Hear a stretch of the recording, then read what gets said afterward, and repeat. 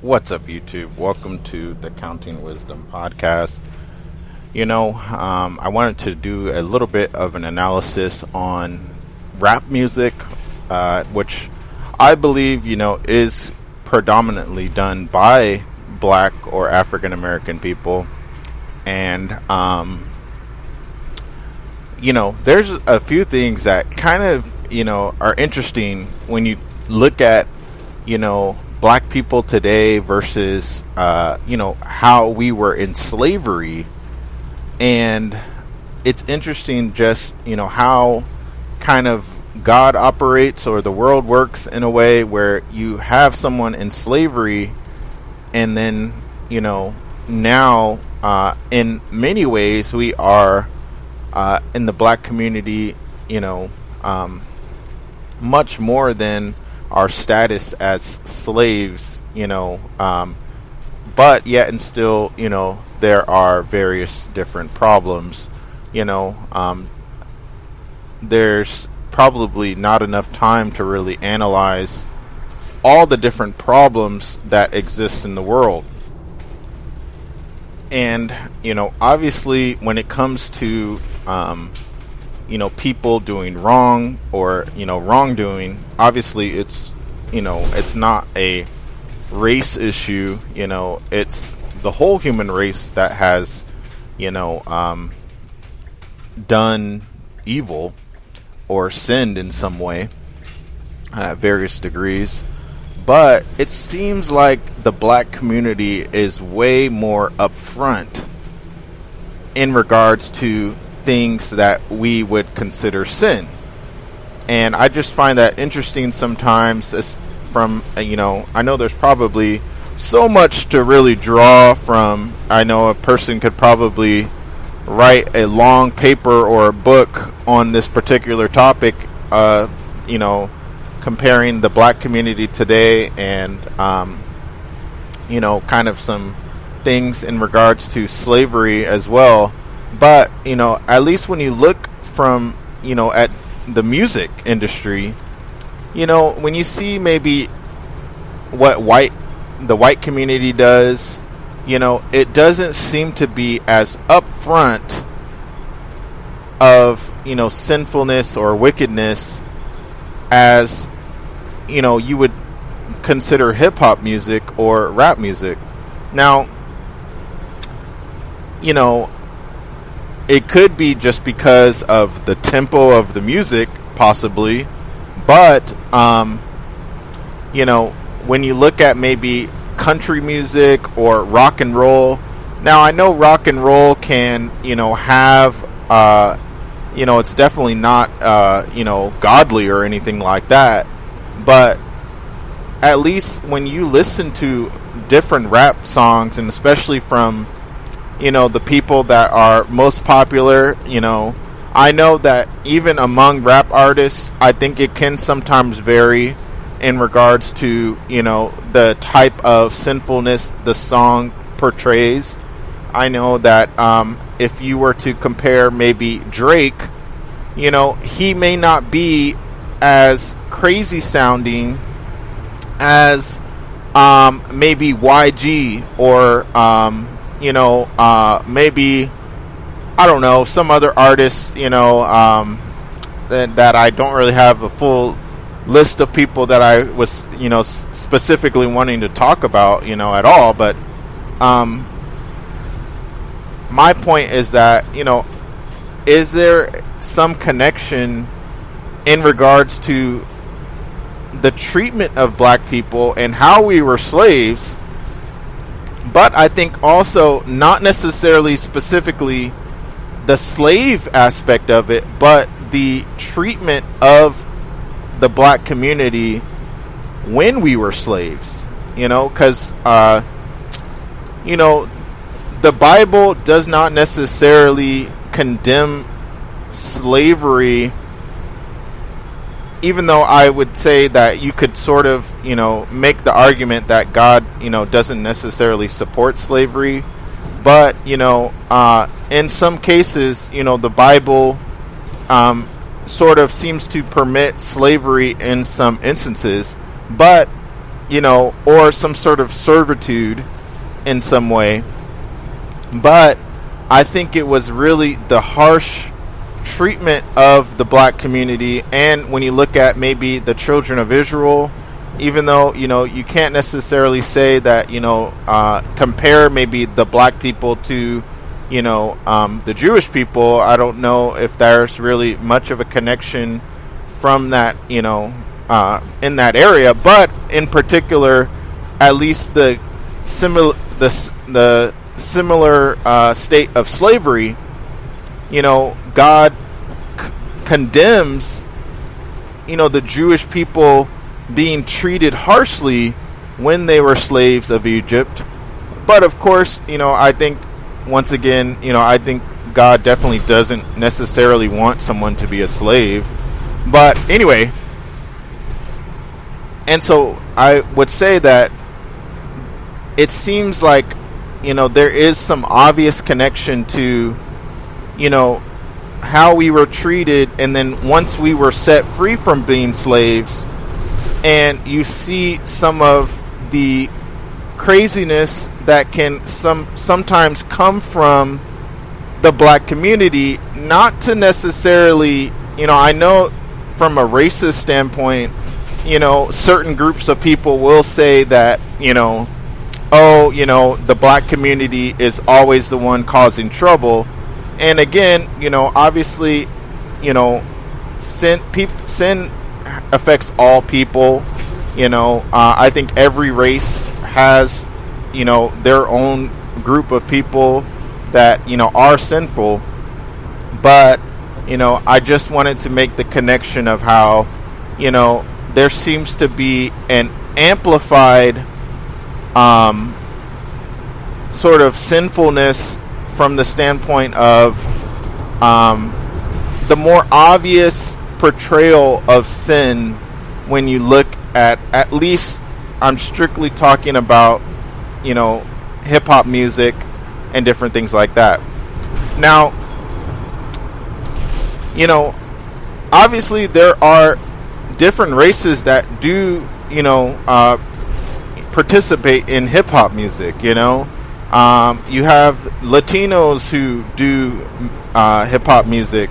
Even some white people. Eminem is a white guy who really actually made a name for himself within the hip-hop community. But it's still obviously his music is somewhat on the higher rank of sinfulness than any other music. And so I know he's maybe what I guess math people would call like an outlier in regards to kind of if you were to put the numbers on a graph. You have Eminem up there, who's kind of a white guy that is a rapper that is sinful. But I would say, is the black community, I think, a little bit more upfront with showing their sinfulness when you were to compare maybe, who kind of shows it more. Now, I wouldn't necessarily make the statement that black people are more sinful than other races. That's not what I'm trying to say, because I'm trying to make the statement that I do think that people hide it, and I think if you were to split up any race, black, white, Mexican, Asian, you can definitely find people doing the same sinful things. But I would point out, at least in the category of music, it seems that black people are a little bit more straightforward, I guess, when showing their sinfulness or evil side in that way. Now, I think it's interesting that you can sort of break music into categories too. I know that a lot of people do, we are trying to, as a community, I think in this day and age, get past racism. But in certain categories, you do see some of the basic groups of race sort of split up, and I don't think that is something that is fully within our control. I think, there are powers that are obviously working, especially when you look at this from a biblical point of view. We believe that there are powers at work that are greater than, any human being that are influencing people. And so, still, you see maybe country music. You don't really see too many Mexicans, or Asian people doing country music. Now, there obviously is the land barrier too. Maybe if I were to go to China or something, I would have a different perspective on, some of their culture, But I do sort of highly doubt that there is a strong country music culture in China. We generally kind of have that mindset of who does country music.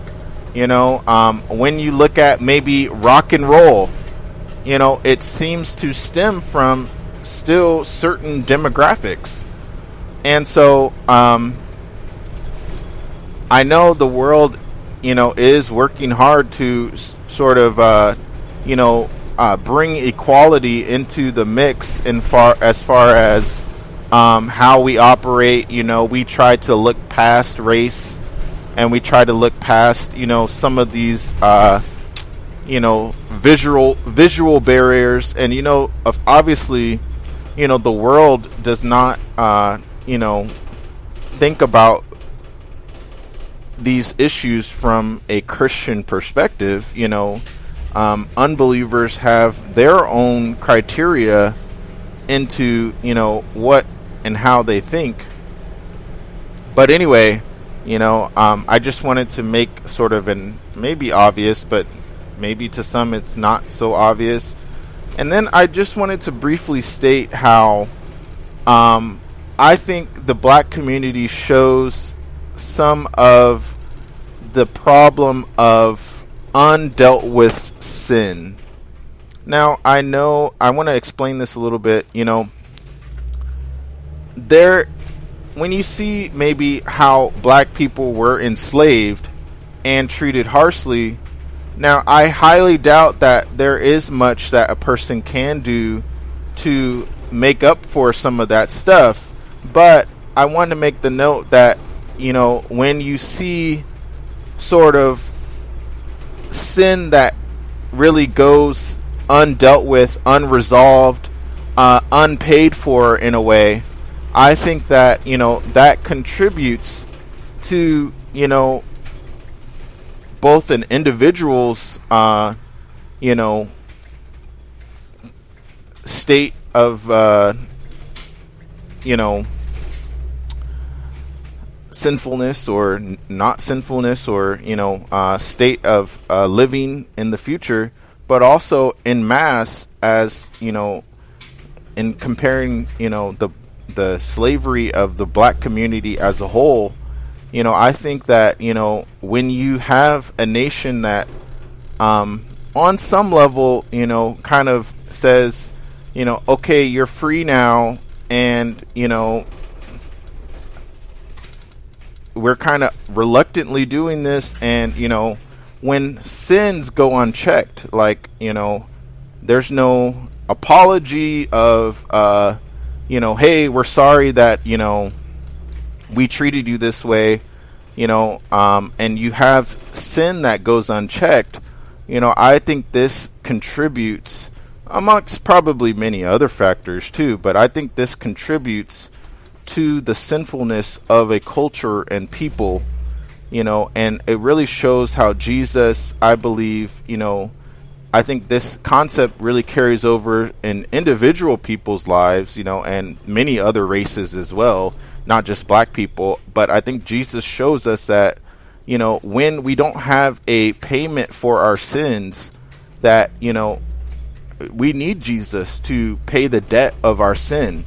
And sometimes I'd like to make the point that, when a person sins, sometimes you can make it right between a person, but then there's other times where you may not have the opportunity to make it right with whoever you offended or sinned against. And so that's why I believe, surrendering to Jesus and, the payment that Jesus made for our sins is so important, because on some level you can make it right between you and God, and you have on some level a resolve to the issue that has been the issue that has played out.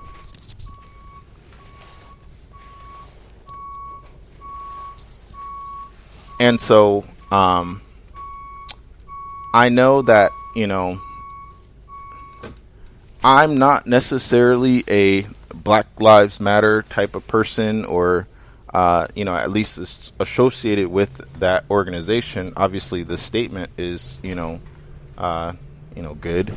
But at the same time, I don't know if I don't know if you can really make it up to a community like that, especially to the people that have already died and gone to heaven or hell. And so I think this is just some food for thought, and it makes for kind of some interesting thoughts about sin and what it does to a people. Now obviously the black community, their people are sinful irregardless of their environment. I know that is something, especially in sociology, where you can sort of analyze that, maybe someone is sinful because of the bad environment that they were raised in. But as we know as Christians, that is not the full story, that someone is sinful irregardless of their environment that they grew up in. And so I just want to make that note as well. And so thanks so much for listening. Hopefully this was interesting to someone, and I will talk to you on the next one. See ya.